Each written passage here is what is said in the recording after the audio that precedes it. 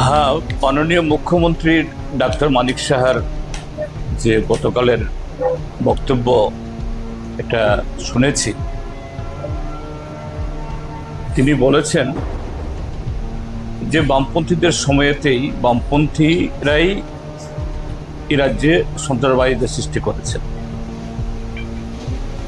তিনি এ প্রসঙ্গে মান্দাইয়ের যে সে ঘটনা 1980 ইংরাজির দুঃখজনক ঘটনা তারও উদ্ধৃতি দিয়েছেন। আমি বলবো, যারা শিক্ষিত মানুষ যদি অশিক্ষিতের মতো অজ্ঞ মানুষের মতো কথা বলেন, তার কোনো জবাব হয় না। সারা বিশ্ব জানে, সারা দেশ জানে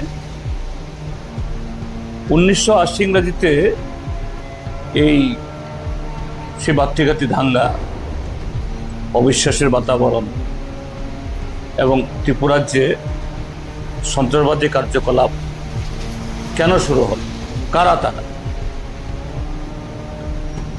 78 ইংরেজিতে ত্রিপুরার যে বামপন্থী ফ্রন্ট সরকার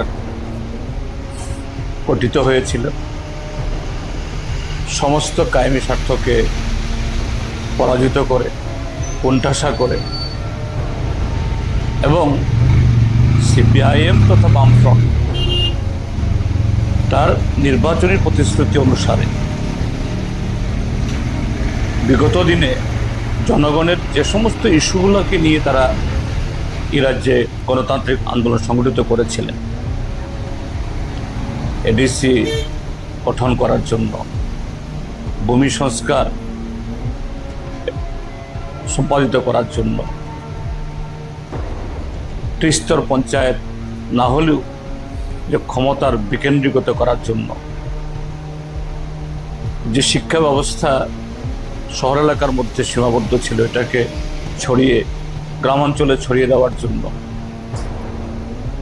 78 ইংরেজিতে কমরেড নৃপেন চক্রবর্তীর নেতৃত্বে সেখানে এই অচলায়তন ভেঙে,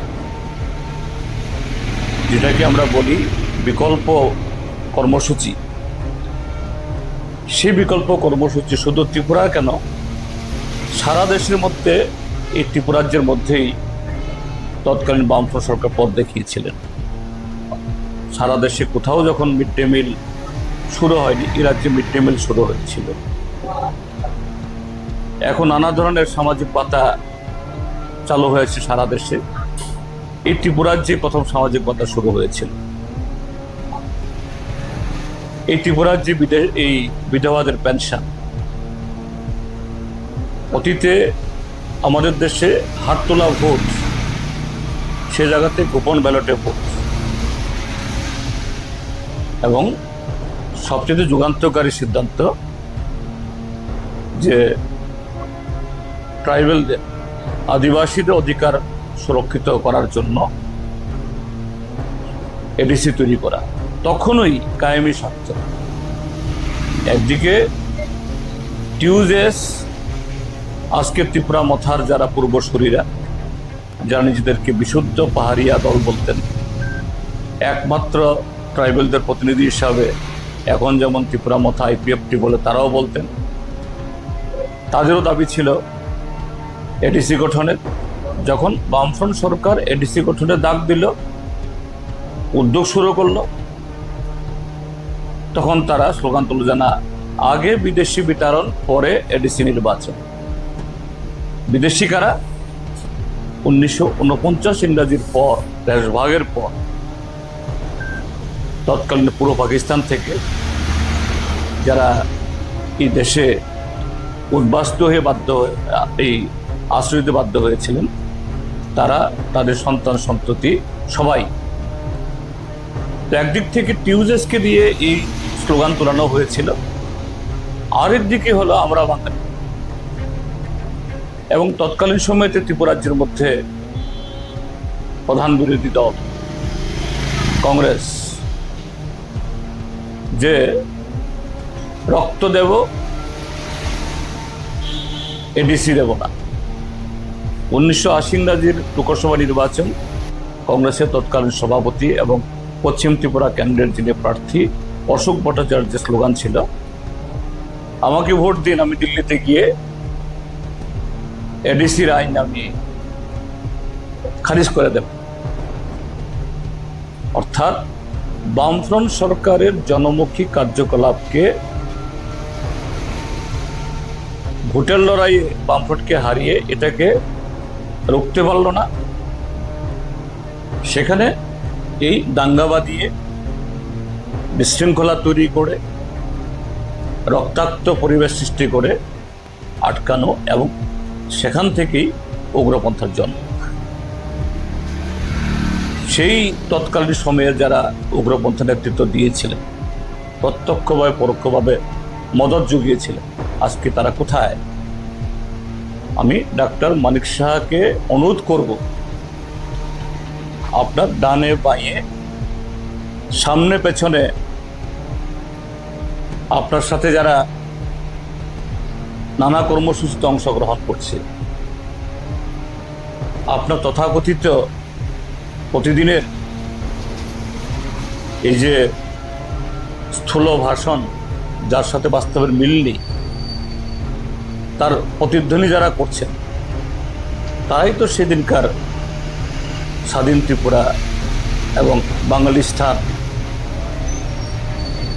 নির্মাণের তারাই তো কুশীলব।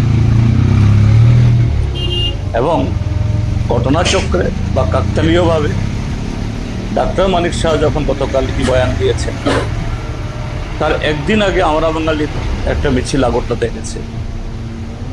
একজন প্রবীণ এই আমরা বাঙালি তার বক্তব্য শুনেছি, একই কথা। তার বক্তব্য সিপিআইএম বামপন্থীরা এরা উগ্রপন্থী তৈরি করেছে। মানিক সরকার আমাদের বরিষ্ঠ নেতা, তিনি সেই 80 ইংরাজির সে ভাতৃঘাতী দাঙ্গার সময়তে আমরা বাঙালির ভূমিকা উল্লেখ করতে গিয়ে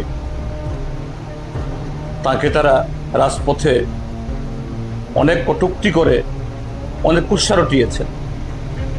আর তার একদিন বাদে আপনি মানিক সাহা একই ধরনের কথা বলেন। আপনার সাথে আমরা বাঙালির ফারাকটা কি? ত্রিপুরা রাজ্যের মানুষ ইতিহাস বলে যায়, এই চেহারাগুলোকে বলে যায়। এ রাজ্যে উগ্রপন্থা সৃষ্টি করেছে কে? কেন? কারণ বামফ্রন্ট সরকারকে প্রতিহত করতে হবে। নির্বাচনী ময়দানে হারানো যাচ্ছে না, কাজেই পেছন থেকে এখন অন্য কায়দায় আপনারা সরকার দখল করছেন। তখন উগ্রপন্থার হাত ধরে সরকারে আসার চেষ্টা করতেন, যে কায়দাটা তার মধ্যে পার্থক্যটা এখানে। কিন্তু আপনারা সবাই একই নৌকার যাত্রী। মুখে আপনারা জনগণের কথা বলেন, রাজ্যের কথা বলেন, দেশপ্রেমের কথা বলেন, কিন্তু বাস্তবে এই সাম্প্রদায়িকতা, উগ্র জাত্যাভিমান, স্বাধীন ত্রিপুরা, স্বাধীন বাঙালিস্তান, ত্রিপুরাল্যান্ড, গ্রেটার ত্রিপুরাল্যান্ড, এই শব্দগুলো সবটাই একটা আর একটা সমার্থক। এইভাবে ত্রিপুরা রাজ্যের মানুষকে বিভ্রান্ত করা যাবে না।